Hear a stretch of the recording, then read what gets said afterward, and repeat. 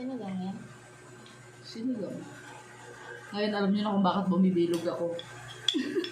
Hindi na kasi ako nakakapag-zumba guys kasi nga yung bunso ko. Naku, ayaw niya magpaiwan sa akin. Iyak siya ng iyak. Pero sa totoo lang nung bago ako mag-zumba, ang timbang ko 60. Tapos nung nagsusumba na ako, naging 65 na. Imbis na bumaba, lalo akong bumigat. Parang ang sarap kumain pagkatapos mag-zumba kaya parang wala nangyari din. So, yun, dalawa yung reason ko. Kaya nag-decide muna ako mag-stop.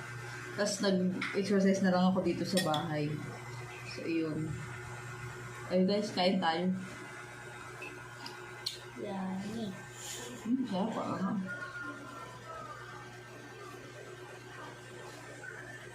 Hindi siya natin.